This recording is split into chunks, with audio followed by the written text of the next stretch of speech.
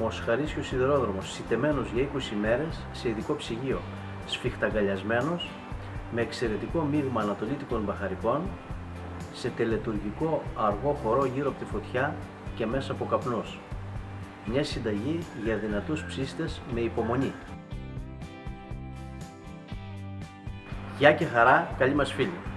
Είμαι ο Γιώργος ο Μαλιώρας και μαζί με τον αδερφό μου Ανδρέα κατασκευάζουμε ψισταριές και φούρνους.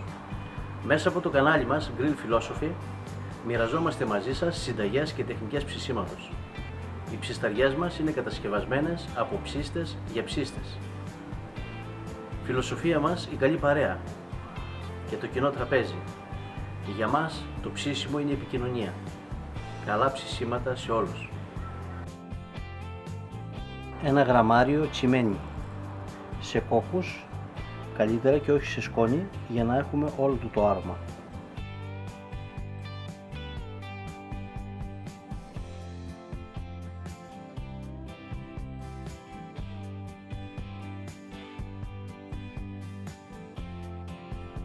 Ενάμιση γραμμάριο πιπέρι μαύρο, 1 γραμμάριο πιπέρι λευκό, 3 γραμμάρια αγριοκείμενο σε σπόρους,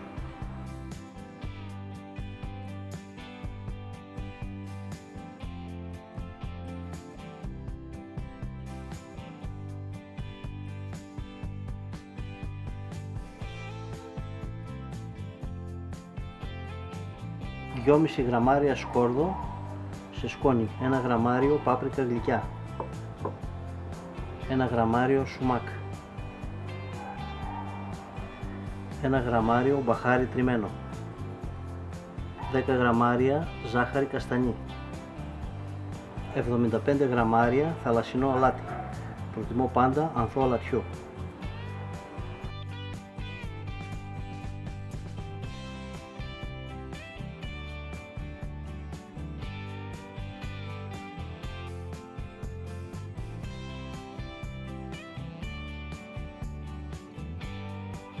Έτοιμο το μείγμα μας.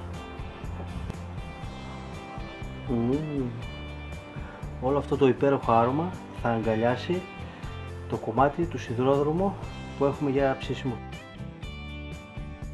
Μοσχαρίσιος σιδηρόδρομος,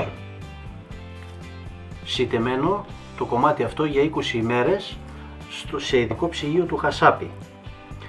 Αφαιρέσαμε ένα κομμάτι κρέατος που υπήρχε εδώ για να το φέρουμε να είναι ισόπαχο. Αυτό που αφαιρέσαμε από εδώ θα το κάνουμε κουντουσούβλι. Λοιπόν, ξεκινάμε βγάζοντας τη μεμβράνη που υπάρχει εδώ στα πλευρά και μετά θα κάνουμε την επικάλυψη με τα μπαχαρικά.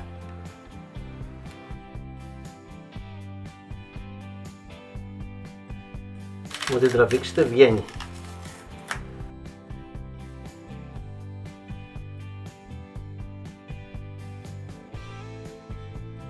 Κατά τον ίδιο τρόπο θα αφαιρέσετε όλη τη μεμβράνη από το πίσω μέρος των πλευρών. Είμαστε έτοιμοι. Θα λείψουμε την επιφάνεια με ηλιέλαιο για να μπορέσουν να κολλήσουν τα μπαχαρικά μας καλά πάνω στο κρέας. Προτείνω ηλιέλαιο γιατί θέλουμε ένα λάδι το οποίο να είναι ουδέτερο, να μην έχει μυρουδιά. Είμαστε έτοιμοι να προσθέσουμε τα μπαχαρικά μας από αυτή την πλευρά. Ρίχνουμε τόση ποσότητα τους ώστε να καλυφθεί όλη η επιφάνεια από το μείγμα μπαχαρικών που ετοιμάσαμε.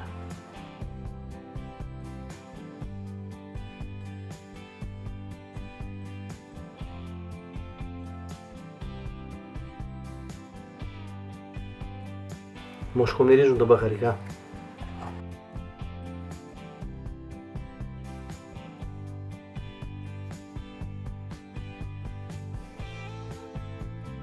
Πιέζουμε να κολλήσουν τα μπαχαρικά πάνω στα πλευρά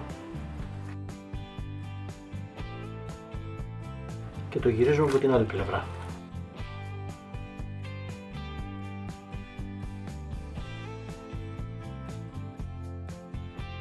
Προσθέτουμε το ηλιέλαιο και από εδώ.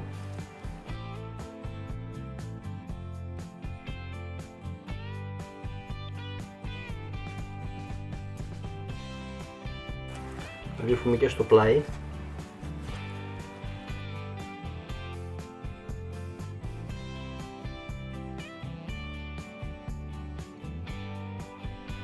Και προσθέτουμε τα μπαχαρικά και από εδώ μεριά. Θα βάλουμε όσο χρειαστεί από το μπαχαρικό μας. Αν δεν μας φτάσει, ξαναφτιάχνουμε καινούριο. Αν μας περισσέψει, το κρατάμε για άλλη φορά. Είμαστε έτοιμοι να το τυλίξουμε με μεμβράνη και να το φυλάξουμε στο ψυγείο για 24 ώρες. Είναι έτοιμο το πακετάκι να το φυλάξουμε στο ψυγείο για 12 έως 24 ώρες. Βάκι με ενόπνευμα στην κορυφή, γιατί τα κάρβουνα ανάβουν ανάποδα από πάνω προς τα κάτω.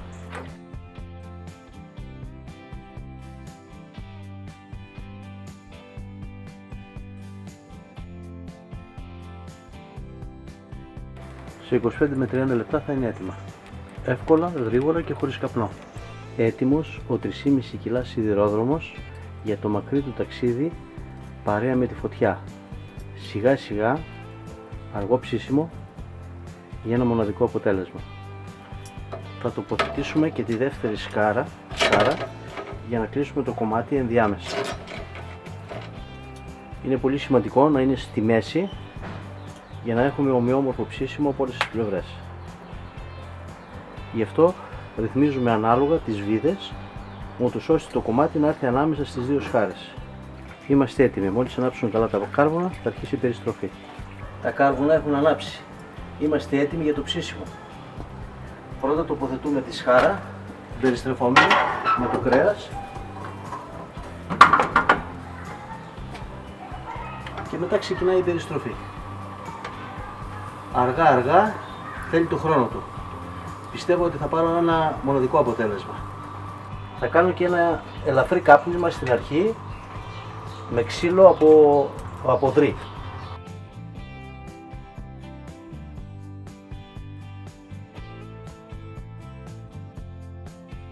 Αυτό είναι. Θέλουμε να ανάψει το ξύλο και όχι απλά να καπνίζει.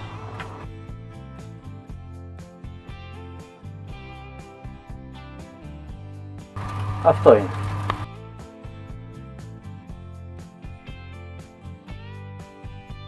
Αφού τελειώσαμε με το λιγόλεπτο κάπνισμα, καλό είναι να σταχτώσουμε τη φωτιά, να πέσει η θερμοκρασία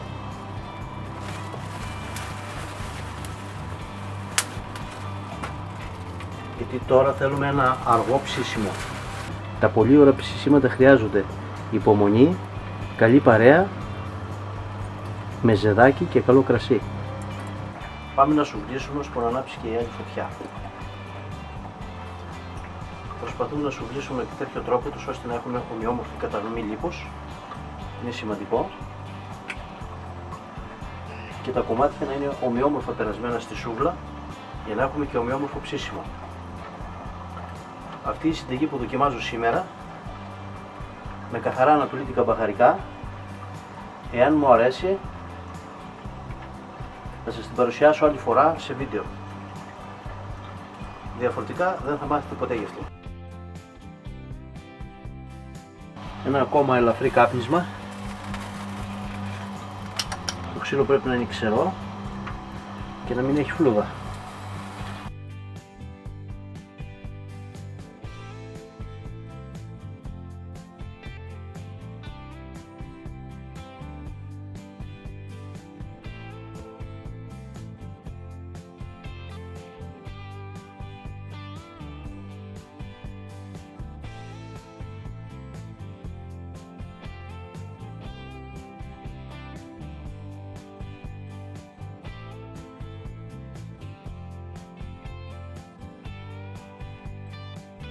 Όπου να είναι βγαίνουνε.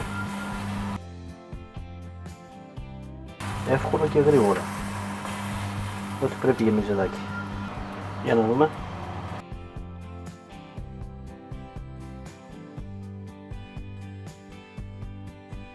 Έτοιμα με θερμοκρασία πάνω από 65 βαθμούς.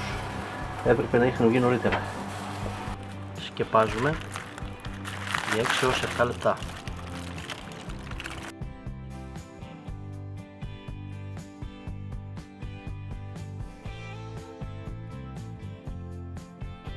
Άλλο ψημένο, ζουμερό.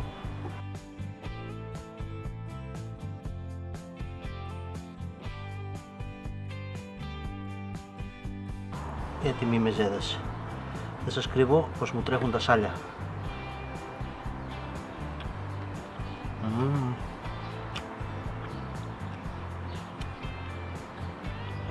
Πολύ δυνατή γεύση. Οπότε σύντομα θα δείτε και τη συνταγή.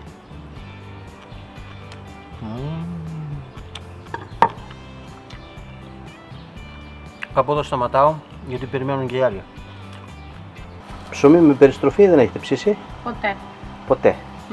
Θα δοκιμάσετε τώρα να δείτε τι ωραίο που είναι. Τέλεια. Το τσιμπολόγημα στο πόδι είναι όλα τα λεφτά που λέμε. Και αλάτι. Η ρίγανη, λίγο καλό αλάτι και να συμπληρώσουμε με καλό λάδι. Αυτά είναι.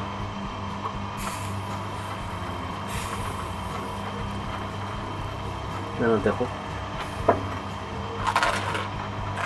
Κρατείς. Τελικό.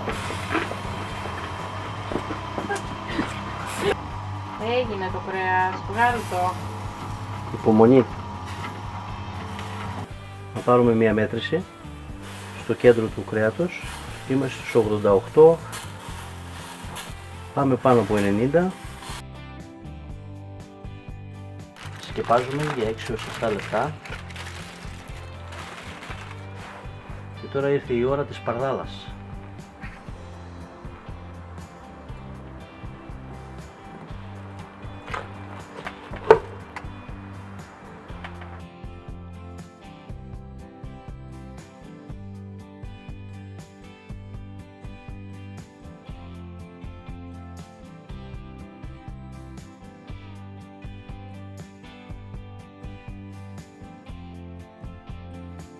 Απίστευτα ζουμερό.